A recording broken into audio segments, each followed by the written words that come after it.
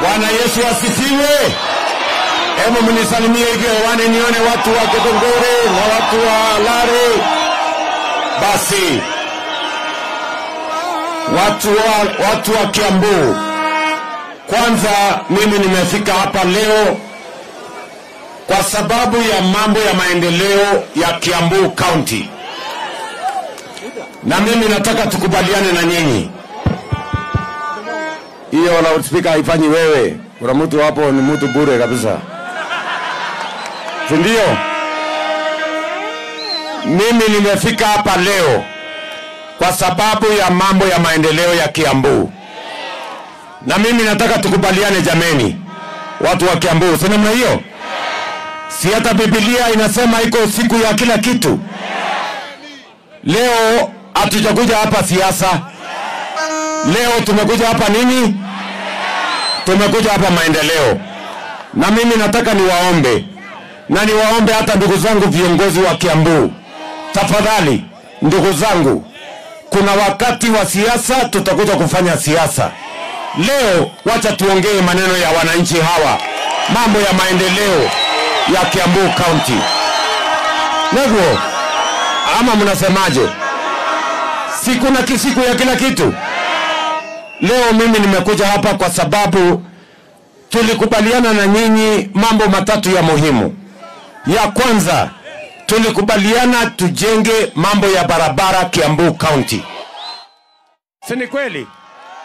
Na hapa tuko na barabara nyingi ambazo zinaendelea. Na nimekuja hapa na PS wangu wa mambo ya barabara Bwana Mbogwa. Na nataka tukubaliane, wiki hii tumetoa pesa shilingi bilioni 3.6 ya Kiambu County. Sikizeni watu wa Kiambu. Sawa sawa. Pale nyuma tulikuwa na matatizo ya uchumi. Tumetengeneza mambo ya uchumi, tumerekebisha mambo ya uchumi. Ile dola ilikuwa 165, sasa imeteremka chini, iko 128, 129. Ile inflation ilikuwa 9.6, sasa imekuja 3.5. Sasa uchumi ya Kenya iko imara. Na kwa sababu uchumi ya Kenya sasa iko imara, sasa tumetafuta pesa na tumepata pesa ya kuendesha barabara zetu, kwa sababu barabara ni ya muhimu. Ni muhimu kwa mambo ya kilimo, tunatumia kusafirisha mazao yetu. Ni muhimu kwa sababu ya biashara, tunatumia kuendesha biashara yetu. Ni kweli ama si kweli? Na sasa kwa sababu pesa imepatikana na Mbogwa yuko hapa ambaye ni PS wangu, na tumekubaliana ya kwamba hiyo 3.6 billion pesa ya serikali tumetoa kwa Kiambu County. Ile barabara zote zilikuwa zimekwama, sasa tuzikwamue na tuzijenge, tuikamilishe. Nasikizeni watu wa Kiambu. Nasikizeni watu wa Kiambu. Mbali na 3.6 billion tunatoa this week, vile vile tuko na bilioni ingine 6 ambayo tunataka kutumia for the next 8 months. Hizi barabara zetu zote ambazo tulianzisha hapa ya Mau Mau Roads, zile za ZDB, zile barabara zingine tumekubaliana na viongozi wenu, kwa sababu tukimaliza hizo barabara ahadi yetu kwenu itakuwa imetimia. Tumekubaliana jameni? Simuliniambia mnataka barabara zijengwe. Simuliniambia nitafute pesa ya kujenga barabara. Kama pesa ya kujenga barabara imepatikana, iko ugomvi tena? Si tuendelee na kujenga barabara? Jambo la pili, mliniambia vile vile bado tuko na nyumba chache ambayo haijafikiwa na stima. Tumekubaliana? Sasa tuko na pesa ya stima, na mimi nimekuja hapa na PS wangu wa stima anaitwa Alex Wachira, yuko hapa. Huyu Alex Wachira, hiyo milioni 500 tumetoa ya Kiambu. Sambaza kwa manyumba ya hawa watu, kama kuna mtu ambaye hana stima, tuweke stima kwa manyumba yao. Neguo. Jambo la tatu, tulikubaliana Kiambu hii ni kaunti ya biashara na kilimo. Ni kweli ama si kweli? Na mkaniambia ya kwamba tujenge masoko. Sasa hapa Kiambu tuko na soko 18 zinajengwa Kiambu County, na tunataka kukubaliana na nyinyi. Hizo soko zote ni kwa sababu soko inatusaidia kwa mambo ya kilimo. Mkulima akiwa shambani anataka mazao yake mahali ya kuuza pale sokoni, na pia wale wanafanya biashara sokoni, kina mama mboga na wale wengine pia wanataka mahali pazuri wanafanya biashara yao, mahali kuna maji, kuna usafi, kuna stima, kuna storage, kuna mambo yale ya cold room. Ndio tuhakikisha kwamba mazao yetu ambayo inatoka shambani inafika sokoni, haiharibiki. Tuhakikisha kwamba wafanya biashara wanaweka pesa kwa mfuko, na nyinyi kama wananchi wakulima pia mnapata haki yenu kupitia kwa kilimo. Watu wa Kiambu tumeelewana? Mnasema tuendelee na hiyo soko tujenge? Hizo zote 18 tujenge? Tujenge hizo masoko? Si tulikubaliana mama mboga atafanya mahali biashara, mahali kuna usafi jameni? Si tuendelee na hiyo kazi?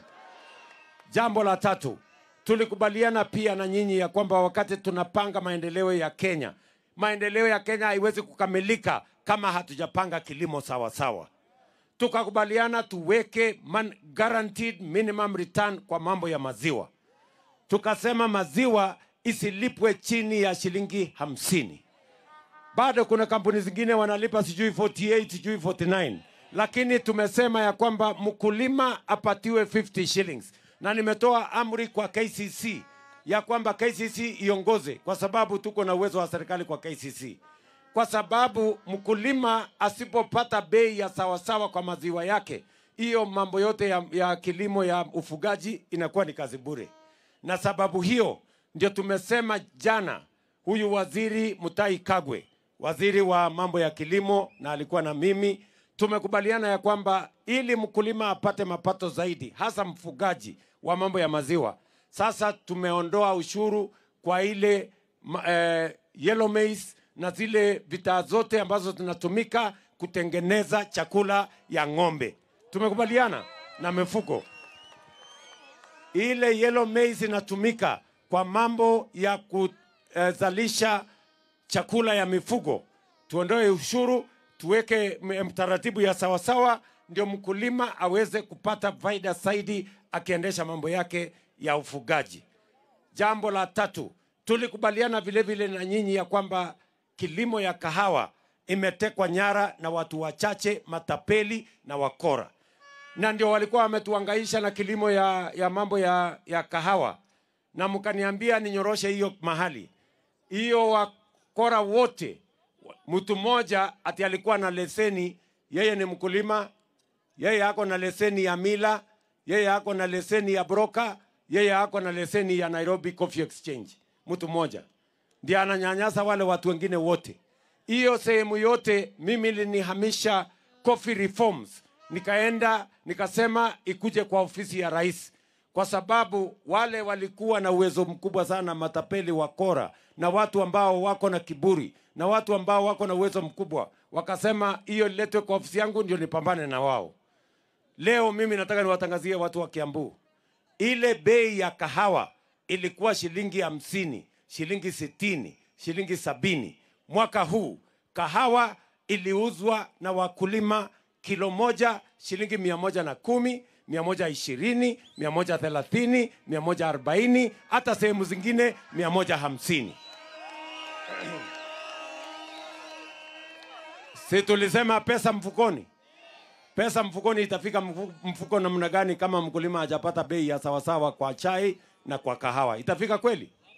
Ndio tukasema tunyoroshe hiyo maneno, na mimi nimefurahi ya kwamba leo mambo ya kahawa tumenyorosha sawasawa, bei imeamuka. Na mimi nataka niwaambie tumetoa pesa ya serikali milioni 500 ingine kununua miche ya kahawa, ndio tuongeze wale watu wanataka kuongeza kahawa, tuwapatie seedlings, ndio kahawa ituletee pesa na ituletee pesa ya kigeni, madola na mali ingine. Sisi tunauza kahawa yetu.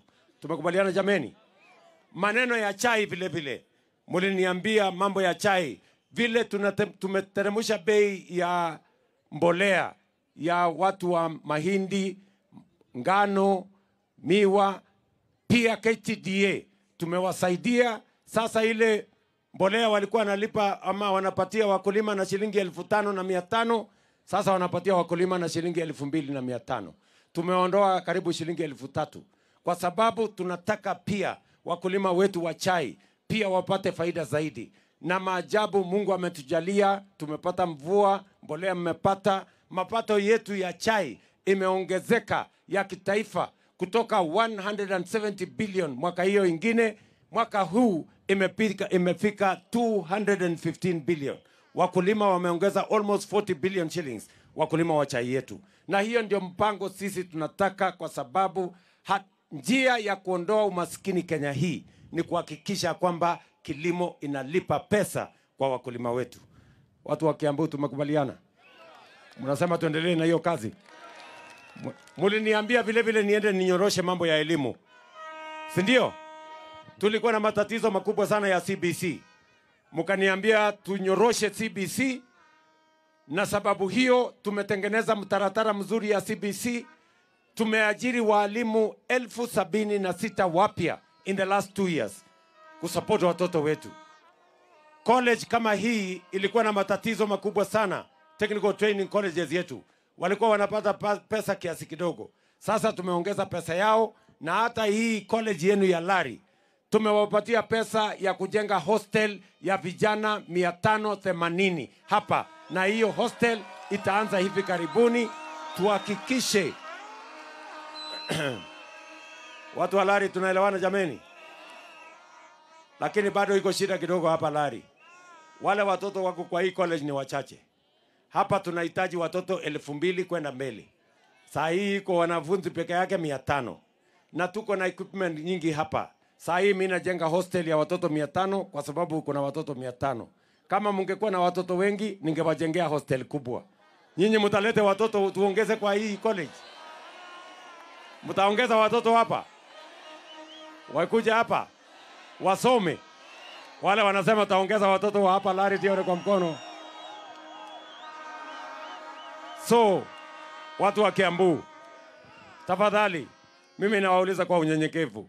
Nyinyi ndio mmetupatia hizi kazi. Si mmetupatia MCA kazi, mkapatia mbunge, mkapatia governor, mkanipatia kazi. Si kila mtu afanye kazi jameni? Si kuna siku mtatufanyisha mtihani? Ama namna gani? Si 2027 mtatufanyisha mtihani? Si ule atapita mtihani ataendelea? Na ule ataanguka mtihani si aende alime? Iko shida gani? Si nyinyi ndio mtanyorosha maneno? So, sikizeni, hakuna haja ya kugombana, hakuna haja ya kusumbua wananchi na fujo, hakuna haja ya kusumbua wananchi na vita na fitina. Wacha kila mtu afanye kazi ile alipewa. Mulinipatia elimu, mimi ninyoroshe. Mulinipatia kilimo, nitengeneze. Mulinipatia kuunganisha stima, nifanye. Mulinipatia ya barabara, nifanye. Si ndio? 2027 si mtanifanyisha mtihani? Nikipita si nitaendelea? Nikianguka si ninaenda kulima? Iko shida gani? ama mnasemaje Kiambu? Tuko pamoja? Hakuna problem. Kwa hivyo hakuna haja ya kusumbua wananchi na fujo. Wachani fitina. Na mimi nataka niwaeleze ndugu zangu watu wa Kiambu. Tunataka tushirikiane. Kenya hii ni yetu sisi zote.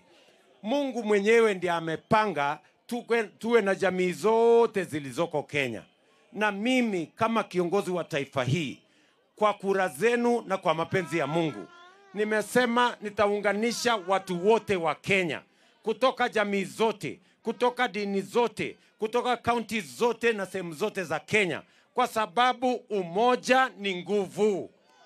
Tukitengana tunakuwa wadhaifu jameni. Watu wa Kiambu mimi nawauliza, mnasema tuungane ama tutengane? Mnasema niunganishe hii Kenya? Watu wote, jamii zote, kutoka pande zote na kaunti zote, kwa sababu umoja ni nguvu. Ndio tutembee pamoja. Hebu nione wala anasema tuungane, tuungane, tuungane. Basi. Hiyo ndio maneno mimi niko naye. Sawa sawa jameni. Na mimi nataka niwaulize hawa ndugu zangu. Mimi nataka niulize hawa ndugu zangu. Sawa sawa. Mimi nawauliza viongozi wa Kiambu County.